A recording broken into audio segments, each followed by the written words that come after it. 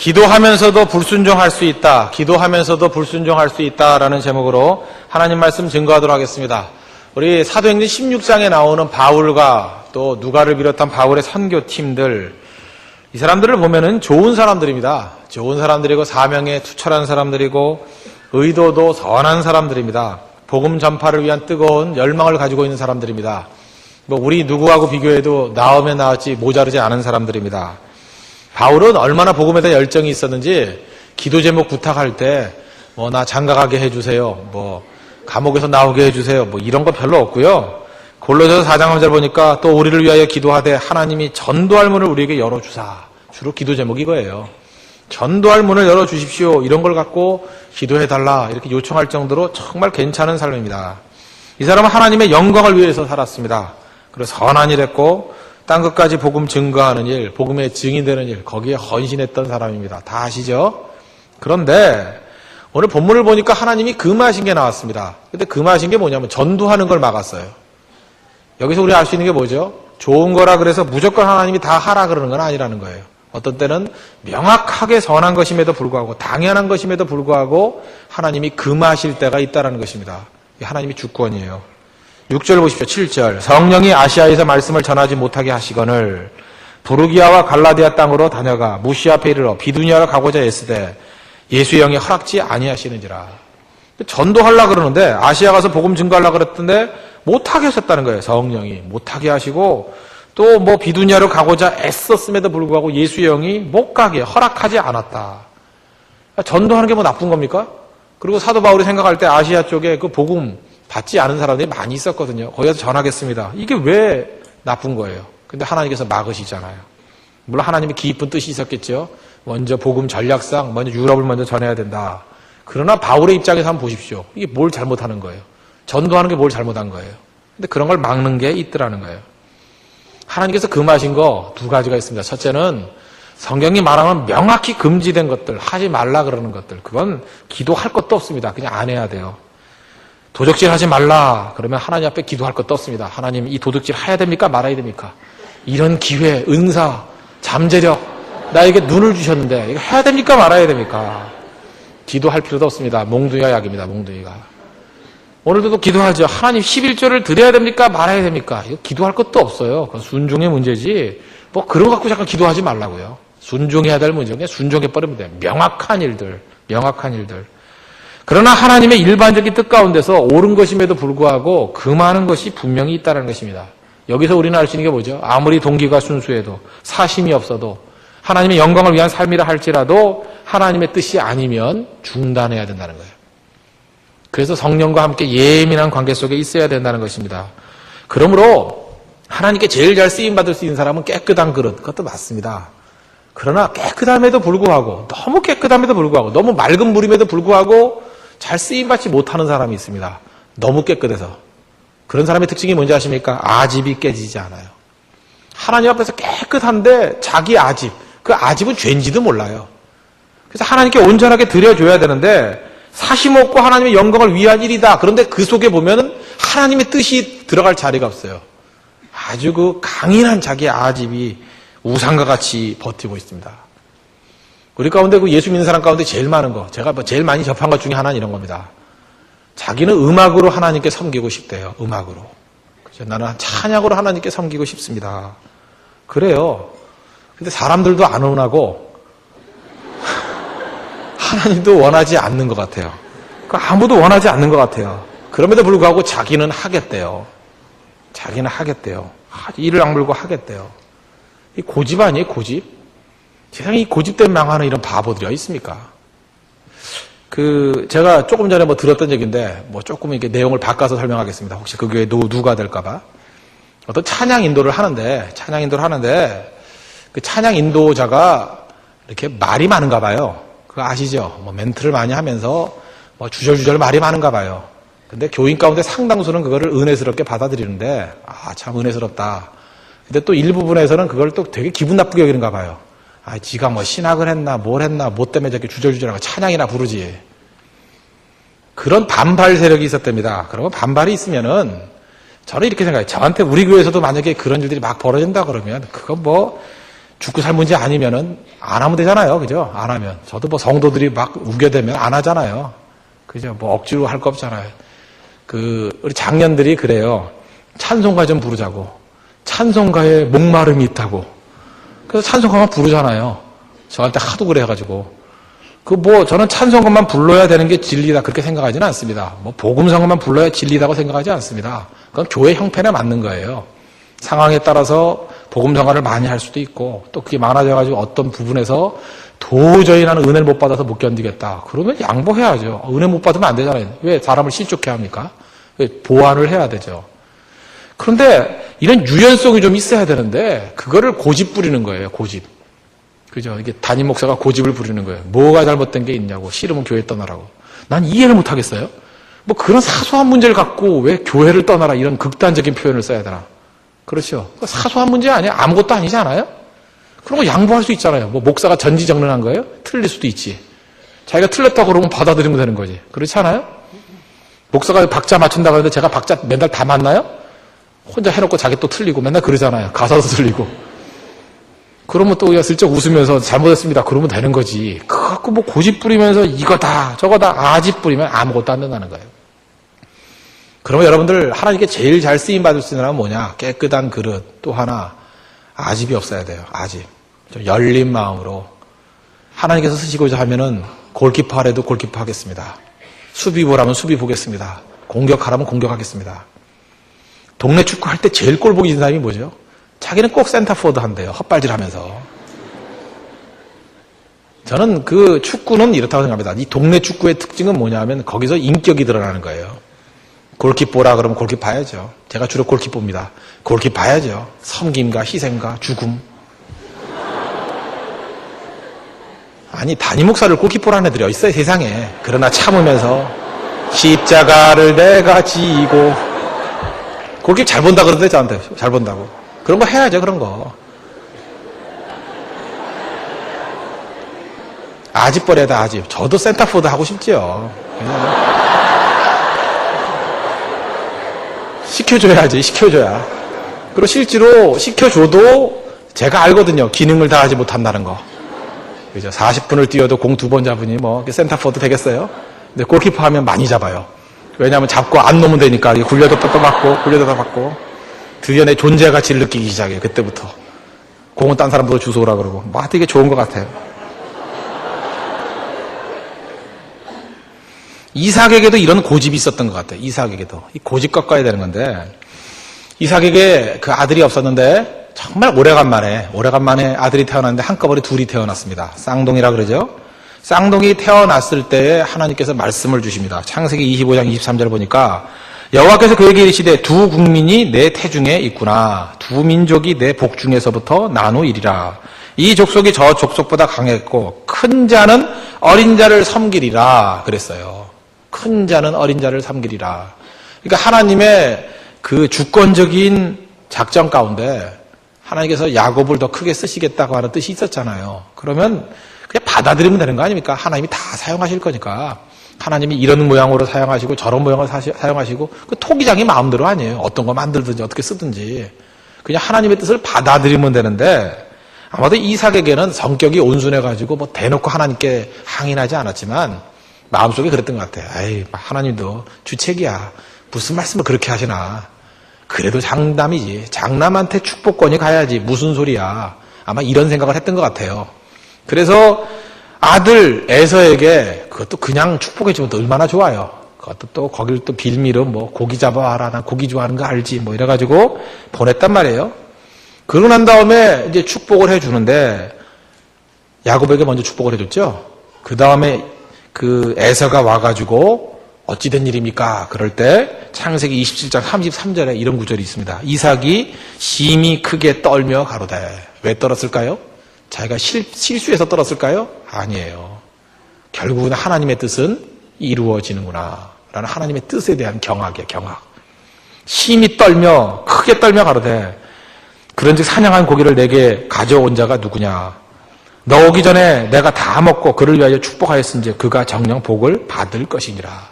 이게 중요한 고백이에요. 그가 정령 복을 받을 것이니라. 그러니까 하나님의 뜻에 대한 용납이잖아요. 하나님이 맞으셨습니다. 네, 받아들입니다. 아집이 깨지는 순간 아니에요? 우리 이런 게 중요하다고요. 하나님이 나를 작게 쓴다 그러면 작게 쓰임 받는 거, 그게 하나님의 종의 자세 아니에요? 하나님이 나를 도시에서 쓴다 그러면 도시에서 충성하는 거고, 농촌에서 쓰시겠다면 농촌으로 가는 거고, 외국에서 쓰시겠다 그러면 선교사로 가는 거고, 저는 그것이 가장 훌륭한 하나님의 종의 자세라고 생각합니다. 내가 주권 있는 게 아니잖아요. 우리 종이라면서요. 아집 버려야죠. 하나님이 어떤 모양으로 쓰시든지 내가 하나님 나라의 문지기라도 하겠습니다. 이 모양이 제일 중요한 모양이라고요. 이런 모습이 있어야 하나님 앞에 온전하게 쓰임받을 수 있다는 것입니다.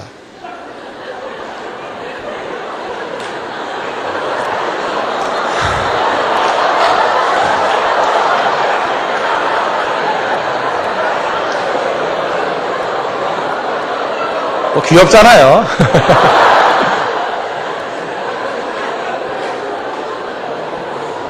여자 목사님 되겠네. 야곱도 마찬가지입니다. 야곱의 예를 한번 들어봅시다. 그 아들 야곱인데, 야곱이 결혼을 할 때 첫 번째 부인이 속아서 한 거죠. 원래는 라헬을 더 좋아했는데 라헬과 결혼할 줄 알았는데 첫날 밤에 들어온 여자가 누구예요? 레아가 들어왔다가 레아가. 저는 이것도 하나님의 섭리 가운데 하나님의 뜻이라고 생각합니다. 어쨌든 첫 번째 잠자리 같이 한 여자가 진짜 부인 아니겠어요? 그런데 아마도 마음속에 레아가 무슨 놈의 부인이냐, 이 못생긴 여자, 눈도 나쁘고, 아유 보자기다 파놔야지. 그리고 사랑은 누구랬어요? 라헬을 훨씬 더 사랑했다고, 라헬을. 그게 야곱의 뜻이었다고. 그 아버지하고 똑같아요. 부전자전이에요. 나의 뜻은 라헬이야. 나의 부인은 라헬이야. 라헬 그리고 살았다고요. 근데 시간이 가면 갈수록 하나님의 선택이 더 탁월하다는 걸 알 수 있죠. 레아는 기도하는 여인이었고 순종하는 여인이었고 애 잘나는 여인이었고 르벤, 시므온, 레위, 유다, 이사갈, 스불론 6이나 막 낳고요. 라헬은 애 하나도 못 낳고요. 거기다 가끔 나니까 뭐 이상한 애 낳고요. 막 이랬어요. 그죠? 그 다음에 성격이 이상해가지고 막 대들고 뭐 애 낳게 하라 그러고 막 아줌마로 변화가 돼가고 레아는 아주 좋은 귀부인같이 변화가 돼가고 누가 옳았어요? 하나님이 옳았다고. 마지막에 야곱과 함께 장사했던 사람이 누구라 그래요? 레아라고. 야곱의 진정한 부인은 정실 부인은 레아였다. 이게 판가름 나잖아요. 잘 보십시오. 내 판단이 맞아요, 틀려요? 맞는 것 같이 보이고 하나님 이럴 수가 없습니다. 지나놓고 보라고요. 하나님의 뜻은 굳건히 서리라요. 하나님의 뜻은 굳건히 서리라요. 그러니까 우리가 성경을 공부하고 기도하는 이유가 무엇입니까? 하나님의 뜻을 나에게 맞추려는 게 아니라 하나님의 뜻이 무엇인지를 알고 내가 하나님과 함께 리듬을 맞춰가는 거예요. 이게 신앙이라고요. 저는 이 바울에게 있어서 이런 강점이 있었다고 생각합니다. 그는 정말 잘 하나님께 맞춰갔던 그런 멋진 모습이 있었다라는 것입니다. 신앙에 있어서 가장 큰 적은 아집 버리지 않는 겁니다. 하나님 결코 그럴 수 없습니다. 그러면 안 된다는 거예요. 받아들여야 돼요. 받아들여야 돼요. 제 친구 또 한 사람 생각나네요. 제 친구가 35살에 결혼한 친구가 있어요. 우리 동기 가운데 35 더 됐나? 한 37쯤 됐나?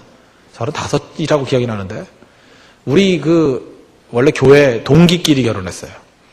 근데 이상하게 그 친구 그 동기 2사람인데 이 친구는 그 부인 된 애가 굉장히 키가 크고 등치가 좋은 애예요. 그러니까 글쎄 뭐 죄송한데 이런 얘기 아니에요. 한 몸무게 65kg는 더 되는 것 같아. 하여튼 내 느낌에 등치가 커요. 우락부락하고. 근데 얼굴은 예뻤어요. 예쁜데 우락부락. 안악자손. 근데 이 친구는 꿈이 뭐였냐면 자기는 키 작고 올망졸망하고 뭐 이런 여자를 좋아해요. 자꾸 찾았는데 우리가 보기에는 둘이 너무 잘 어울리는 거예요. 그래서 얘기하면 막 욕먹고 뭐 의상한다 그러고 뭐 이럴 수가 있냐느니 뭐 시험거리라고 뭐 네 친구 맞냐고 막 이래요. 그래서 몇 번 하다 말도 못하고 그러다가 저는 이제 목사가 돼서 다른 게 나왔는데 25살 때부터 우리가 권해줬거든요. 결혼하라고. 근데 여자는 좀 마음이 있었어요. 여자는 굉장히 순종적인 여인이라서 그런 말 하면 거절 안 하고 할 마음이 있었는데 남자가 하도 난리 부리니까 그러다가 35살에 결국 그 여자 만나서 결혼했어요. 내가 그러죠. 별 한심한 놈 다 있다고. 빨리 25살의 외로움을 달래지 뭐하러 10년 동안 버텨가지고 자꾸 찾다가 모든 여자한테 다 딱지 맞고 결국은 그 여자한테 갔어요. 참 좋은 여자죠. 그때까지 기다려주는 거 보니까 그죠? 기다려주는 거. 지금 되게 잘 살아요. 되게 잘해요.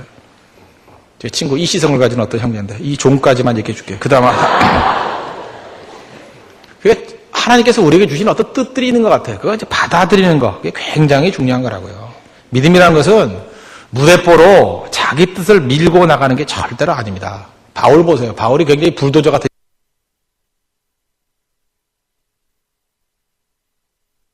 지만 로마서 1장에 보니까 지금까지 길이 막혔도다 이렇게 표현해요. 지금까지 내가 너희들에게 가고자 했지만 길이 막혔도다. 길이 막히면 뚫고 나간다 그렇게 말하지 않았어요. 길이 막혔도다. 받아들이잖아요. 바울은 항상 현실 상황을 조심스럽게 판단하면서 그 현실 속에서 이루어지는 하나님의 뜻을 자각한 사람입니다. 그래서 믿음은 어찌 보면 무리하지 않는 거예요. 매 순간마다 하나님의 뜻이 무엇입니까? 촉수를 내밀면서 하나님의 뜻이다 그러면 질주해버리고 하나님이 아니다 그러면 머무르는 거예요. 그죠? 머물렀다가 조용히 기다릴 줄 아는 거. 이게 믿음입니다. 믿음이 저돌적인 게 아니라는 거예요. 무조건 다 그냥 내 뜻대로 밀고 나가는 거 아니라는 거예요. 오늘도 보세요. 아시아에서 말씀을 전하지 못하게 하시거늘 성령이 핍박이 있었다는 얘기가 아닙니다. 바울이 언제 핍박 두려워했습니까? 만약에 핍박이 있었던 것을 막음으로 생각했으면 사도 바울은 아마 몸집어 던지면서 들어갔을 거예요. 핍박 때문에 안 간 게 아니에요. 그건 뭐죠? 영적인 자각이에요. 기도하는 가운데 하나님의 성령께서 편안한 마음을 안 주는 거예요. 막는 거예요. 예수의 영이 막는 거예요. 그걸 느낄 정도로 이 사람은 살아있는 영성의 사람이었어요. 그래서 이걸 누가 알 수 있습니까? 기도 안 하는 사람은 환경을 통해서 깨질 때 알아요. 근데 기도하는 사람은 영적으로 알아요. 그죠? 아, 이게 편안하지 않아. 이게 문제가 있어. 그래서 기도가 막 살아있으면은 기도하는 가운데 하나님께서 이렇게 길을 열어주시는 것과 막는 것이 느껴져요. 아, 이거 아닌데. 지날 거 보면 진짜 아니에요. 큰일 날 뻔했어요. 그러니까 하나님 앞에 간절한 기도가 중요한 거죠. 기도하는 만큼 우리는 시행착오하지 않습니다. 기도하는 만큼 능력 가운데 설 수 있다라는 거예요. 그러면 여러분도 결혼 문제 같은 거 특별히 기도 많이 하셔야 됩니다. 기도하다가 뭔가 이상하죠. 마음에 하나님의 성령이 기뻐하지 않는 부분이 있죠. 아, 주님 뭐 돈도 많고 학벌도 좋고 다 좋습니다. 근데 믿음만 없군요. 뭐 이런 거 있을 때 주님의 성령이면 근심할 것 같잖아. 아니야. 그런데 아, 주님 뭐가 아니에요. 아니기는 좀 이럴 땐 한 번만 눈 감아 주시죠. 그래서 기도를 안 하는 거예요. 왜? 기도만 하면 아니라는 느낌이 들기 때문에. 하나님 성령께서 아니라고 잠깐 메시지를 주거든요. 그런 사람은 자기를 합리화시키기 위해서 예배를 안 나와버려요. 그런 사람 많습니다. 괴로우니까. 기도하면 괴로우니까. 기도해서 괴로운 건 하나님의 뜻이 아닙니다. 그건. 물어볼 것도 없죠. 기도를 막아버리잖아요. 근데 어떤 사람 아무리 부족해 보이는데 뭐 부족해 보이는데 기도만 하면 마음이 편안해지고 기도만 하면 빨리 해라 뭘 머뭇거리느냐 뭐 이런 느낌이 들고 느낌의 느낌 뭔가 편안해지고 그죠? 그 집에 놀러만 가도 이상하게 편안하고 분위기가 그냥 성령 충만한 분위기고 여기가 천국같이 보이고 그러면 그게 하나님의 인도하심 아니에요. 왜 기도 없이 결정을 하는 거예요? 기도 없이. 그래서 우리 성도들은 뭘 급하게 하는 거 아닙니다. 끝까지 기도하다가 하나님의 인도하심을 구해야 된다는 거예요. 저는 일본 선교 갈 때도 마찬가지였습니다. 일본 선교 가려고 우리가 얼마나 많이 애를 썼습니까? 근데 길이 안 열리잖아요. 근데 가만히 있잖아요. 가만히 있으니까 진짜 좋은 파트너 만나가지고 지금 선교가 왕성하게 이루어지잖아요. 우리 일본 선교 짧은 시간 안에 빨리 이루어진 이유가 뭡니까? 우리가 기다릴 줄 알았기 때문에. 우리가 캄보디아 선교하겠다 뭐 이런 거 했었잖아요. 근데 길이 안 열리니까 기다리고 있잖아요. 기다리고 있으니까 하나님께서 보여주시잖아요. 자꾸만. 그러니까 우리는 서두르면 안 돼. 하나님보다 앞서가면 안 된다는 거예요. 기다리면서 하나님의 뜻을 구할 줄 아는 거. 그게 중요한 것입니다. 여러분 삶 가운데 지금 길이 막혔습니까? 길이 막혔어요? 기다리라는 뜻이에요. 거기서 자기 자신의 능력을 더 기르라. 또 길이 막혔습니까? 그럼 분명히 하나님께서 다른 문 열어주십니다. 잘 보세요. 비두니아로 가는 길 막았어요. 아시아로 가는 길 막았어요. 어디 길을 열었어요? 마게도냐의 길을 열잖아요. 환상 가운데. 하나님께서 막는 이유가 뭐예요? 하나님이 원하시는 길로 몰아가는 거라고. 그거 아니다. 그럼 이쪽 길이다. 그 전부 다 아닐 때 쭉 막아놓고 난 다음에 거기서 힘을 기르게 만드는 거예요. 힘을 기르게 만들어가지고 더 크게 쓰임 받는 거. 그게 중요한 것입니다. 그러므로 환상이라는 게 뭔지 아십니까? 환상을 보는 자는 환상과 동시에 포기함을 보는 겁니다. 환상은 보이는 것만 있는 게 아니에요. 뭘 포기할 것인가를 보는 거예요.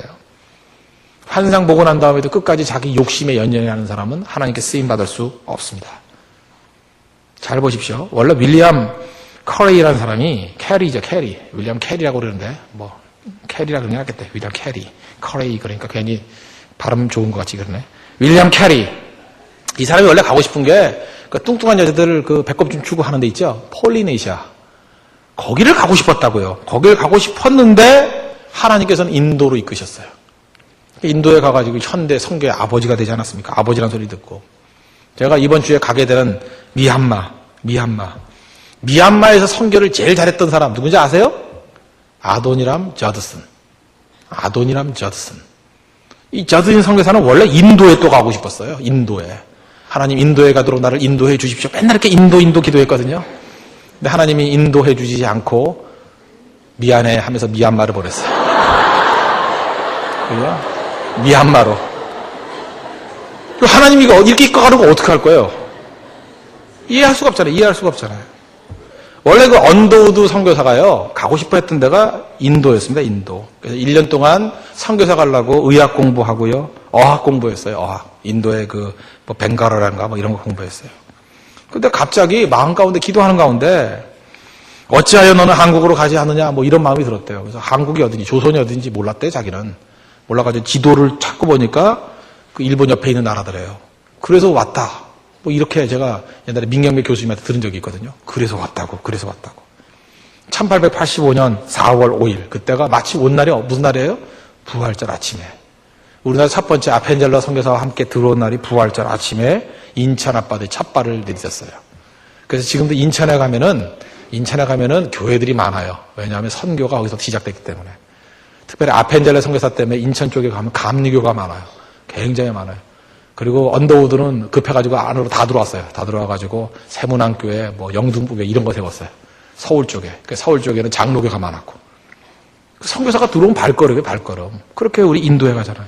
이거 하나님께서 어떻게 이끌어가는지 자기 뜻이 아니잖아요. 잘 보세요. 자기가 원래 품었던 뜻대로 인도함 받은 사람이 별로 없는 것 같아요. 하나님이 주권 가운데 인도로 가고 싶은데 엉뚱한 데로 보내고. 그죠? 그 다음에 또 딴 나라 가고 싶은데 엉뚱한 데로 보내고. 계속해서 이렇게 하나님께서 주권 가운데 이끌어 가신다는 것입니다. 그럼 우리가 하나님 앞에 가져야 될 생각이 무엇입니까? 하나님 나를 인도해 주십시오. 어디로 가든지 내가 주의 뜻대로 나아가길 원합니다. 그 사람이 제일 강력한 사람이 될 수 있다라는 것입니다. 그럼 우리는 어떻게 살아야 되겠습니까? 명확하게 하나님께서 하라 그러는 일, 기도하라, 뭐 새벽 기도하라, 사랑하라, 충성하라, 섬기라, 격려하라, 용서하라. 하라고 하신 부분에 있어서는 열심히 하는 겁니다. 열심히. 그래서 좋은 걸 자꾸 생산해내야 돼요. 우리도 조금 전에 오래간만에 나를 사랑해 주세요. 이런 표현 안 했죠. 우린 자존심이 있기 때문에. 네가 나를 사랑 안 하고 버틸 것 같아. 뭐 이런 느낌만 했었잖아요. 근데 우린 종의 의식으로 저를 좀 사랑해 주세요. 그러는 순간에 자유함을 느끼죠. 내가 하고 싶은 얘기였잖아요. 그죠? 나를 좀 사랑해 주세요. 그거예요. 축복해 주세요. 또 내가 축복해 주는 거죠. 정말 용서합니다. 성도는요, 이렇게 하나님의 가치들을 생산해내는 사람이에요. 용서해야 되고요, 격려해야 되고요, 섬겨야 되고요, 충성해야 되고요, 사랑해야 돼요. 하나님께서 원하시는 거 자꾸만 하는 겁니다.